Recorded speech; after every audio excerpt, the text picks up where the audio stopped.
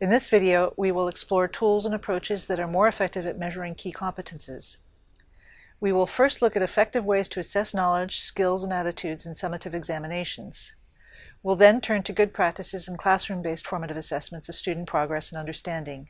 And finally, we'll look at tools and practices to support assessments of transversal competences such as creativity, initiative, and the constructive management of feelings.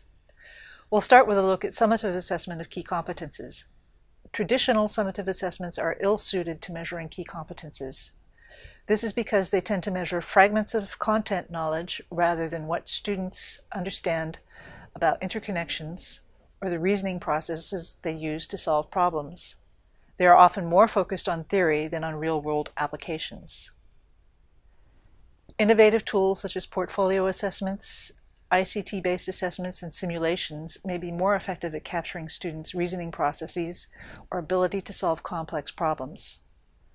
A portfolio is a place to store data on student learning. It's compiled over time, and it is intended to be representative of a learner's progress. These entries can contain information about learners' performances on tasks in real-life contexts.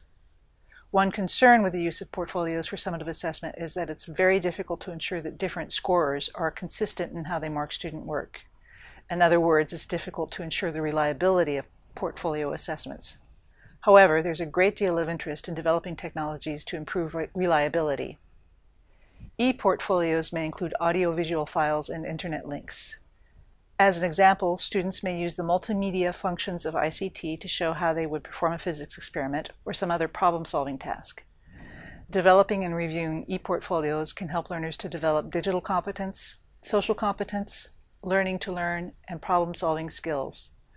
Students may use ICT-based platforms for peer assessment and learning.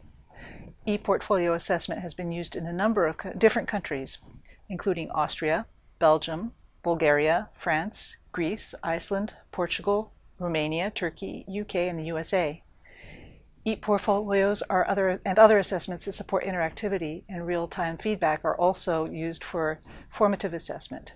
Formative assessment is the kind of real-time assessment teachers use to reveal how well students understand a new idea and are able to apply a new skill. And they provide the learner with feedback on what they still need to do to meet a learning objective. Low-tech approaches to formative assessment are also extremely effective. For example, through extended dialogues and series of questions, teachers may guide students toward deeper levels of understanding. Classroom dialogues may draw out thoughtful contributions and multiple points of view. Effective questions help to reveal students' level of understanding and identify possible misconceptions, in contrast to questions that are designed to elicit a yes or no response or that stress recall, rather than reasoning processes that provide little information on the student's level of understanding and may hide errors in thinking.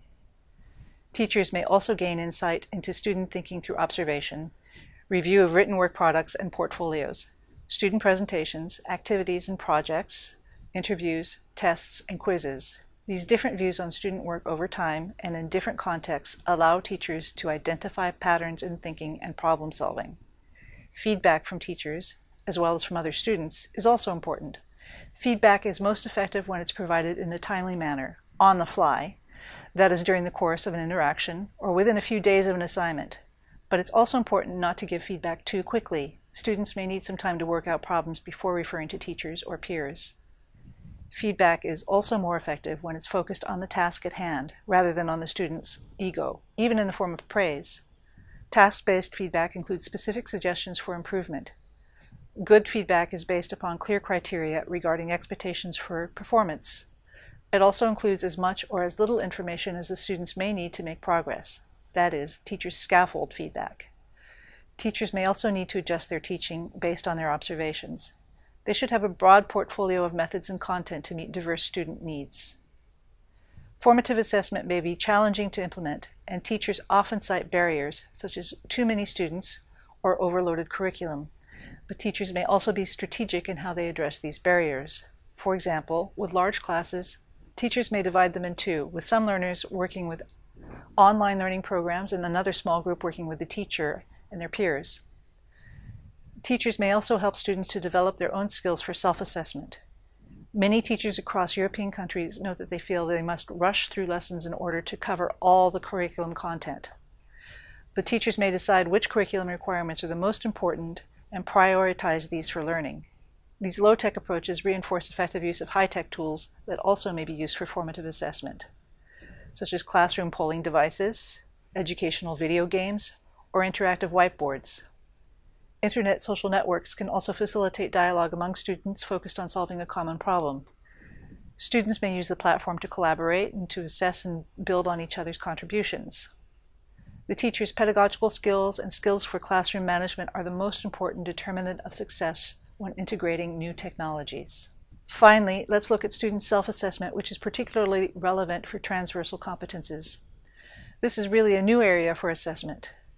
The major focus is on tracking individual student development and on focusing attention on the importance of these skills for learning. As of yet, however, only a few tools have been piloted. Tracking tools will be most effective when the learner has an opportunity to reflect with teachers as to how different transversal competences such as initiative, creativity, and the constructive management of feelings support their learning and personal development. It is also helpful for learners to reflect with teachers on the progress they've made.